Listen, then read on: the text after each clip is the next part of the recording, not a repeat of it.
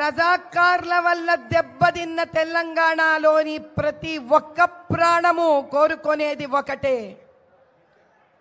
ఈ రజాకార్ల రాజ్యం అంతమవ్వాలని చేసిన పోరాటంలో తెలంగాణను ప్రతి ఒక్క తెలంగాణ పౌరుడు సాధించే ప్రక్రియలో ఎంతో కష్టపడిండు, ఎంతో నష్టపోయిండు. కానీ 2011లో అక్బరుద్దీన్ మేము రజాకార్లమనిండు. అటువంటి అక్బరుద్దీన్కు తోడు వెళ్ళిన గవర్నమెంట్లు రజాకార్లా లేక మన కోసం వచ్చిన నాయకుల అనేది వాళ్లే నిర్ణయించుకున్నారు.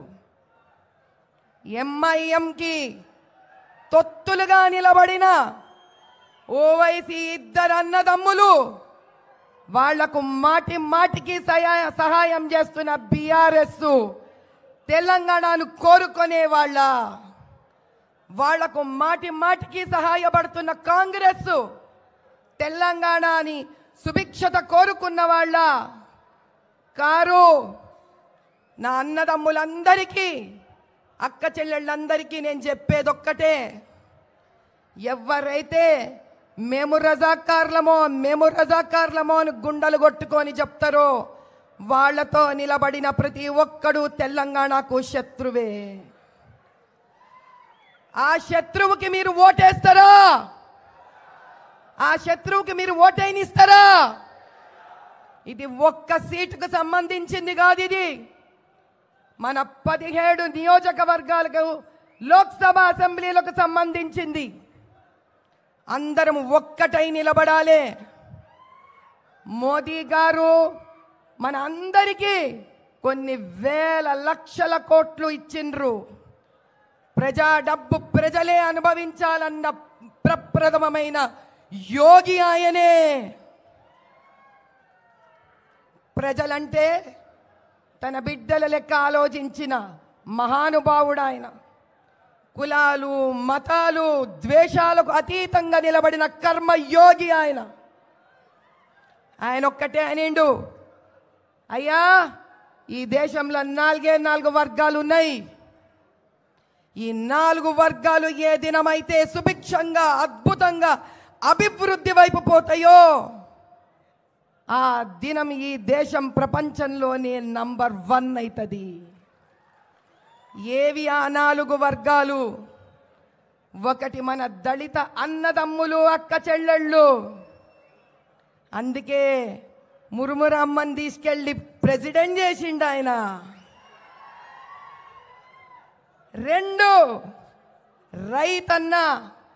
ఏ రైతన్న చెయ్యి పెట్టందే భూమి నుంచి బంగారం పండదో అటువంటి రైతన్న మనకు ముఖ్యమని చెప్పిండు ఆయన. 3 యువత. సింహ గర్జన చేసే యువత. ఆ యువత స్త్రీ అవుతుందో పురుషుడో ఎవరైనా సరే యువతనే. స్త్రీ కనుక సింహమై గర్జిస్తే ఆ సింహం వెనుక నిలబడే ఏనుగే పురుషుడు. ఈ గజకేసరి యుద్ధాన్ని తట్టుకునే శక్తి ఈసారి ఏ పార్టీకి లేదు. 4 స్త్రీ. మాటికి స్త్రీ అంటే చిన్నదనుకోనే శక్తి తెలియని వాళ్ళందరికీ సమాధానమిచ్చే అఖండ करोड़ का लोन 10 साल में नरेंद्र मोदी ने अपने चाहने वालों को दे दिया। बताइए देश कहां जाएगा, फिर किस राह पर मुल्क चला जाएगा? तो मेरी आपसे गुजारिश है कि ये पार्लिमानी इलेक्शन बहुत ही अहम और तारीख साज इलेक्शन होगा। मेरी आप तमाम से गुजारिश है कि आप अपने एक वोट का इस्तेमाल करिए। और मैं आखिर में अपनी बात को खत्म करने से पहले ये बार बार, हाँ मोदी एक बोल रहे रिजर्वेशन मुसलमानों का। अरे मोदी जी, रिजर्वेशन मुसलमानों का मजहब की बुनियाद पर नहीं दिया गया। क्या 4% रिजर्वेशन जो मुस्लिम अकलियत को तेलंगाना में मिल रहा है, क्या वो दलितों का हक छीन कर मिल रहा है? क्या वो हमारे ओबीसी भाइयों के हक छीन कर दिया जा रहा है? नहीं। मगर नरेंद्र मोदी बात करते हैं।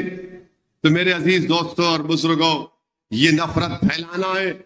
और मैं उम्मीद करता हूं कि ना सिर्फ तेलंगाना बल्कि आंध्रा की आवाम भी तेलुगु देशम चंद्राबाबू नायडू चंद्रुडू को सबक सिखाएगी। वहां पर तेलुगु देशम जनसेना वो एक्टर और हिंदुस्तान का बल्कि दुनिया का सबसे बड़ा एक्टर है तो नरेंद्र मोदी है। अगर वो बॉलीवुड बंबई में फिल्मों में काम करता तो पूरे एक्टरों की दुकान को बंद कर देते। वो कह रहे हैं कि रिजर्वेशन, अरे बताओ चंद्राबाबू नायडू, तुम्हारा पोजीशन क्या है? क्या तुम खड़े रहकर बोल सकते कि नरेंद्र मोदी की बात को हम नहीं मानेंगे? जगन मोहन रेड्डी अगर जीतेगा, जो मुझे यकीन है इंशाअल्लाह, तो यकीनन जगन मोहन रेड्डी आंध्रा में रिजर्वेशन को जारी रखेगा। जगन मोहन रेड्डी ना सिर्फ रिजर्वेशन को जारी रखेगा बल्कि इस हमारे मुल्क के आइन को भी बचाने की कोशिश करेगा। तो मेरी आपसे गुजारिश है कि जहां तक मेरी आवाज पहुंच रही है, आप तमाम से मेरी अपील है कि 13 तारीख के दिन आप अपने के कोड का इस्तेमाल करिए। और मैं अपनी बात को इस बात पर खत्म करूंगा। एक हैदराबाद के एक मशहूर शायर थे हिमायतुल्लाह साहब, अल्लाह उनकी मग़फ़िरत करे। वो जिंदा दिलान हैदराबाद के बड़े मशहूर शायर थे। तो जरा सुन लीजिए, क्योंकि आजकल सब लोग बोलते असदुद्दीन ओवैसी भड़काऊ भाषण देते। तो उन्होंने अच्छा लिखा कि सवाल अपना भी पूरा होगा, क्या है कि क्या नहीं की। सवाल अपना भी पूरा होगा, क्या है कि क्या नहीं की। देखिए, ये दखनी जो जबान है ना, इसमें अगर आप कोई दलित हैदराबाद का हो, हिंदू हो, मुसलमान हो, कहीं भी आप पकड़ ले सकते हो उसको, कहीं भी। अब मैं एक बार दिल्ली के ट्रेन में जा रहा था, वो मेट्रो एयरपोर्ट को, तो मैं इस तरफ बैठा हुआ था, लोग नहीं देखे। सामने से एक साहब गुफ्तगू शुरू करे फोन पे, तो पीछे से एक बोला, अरे खट्टी दाल है जी इन्हें।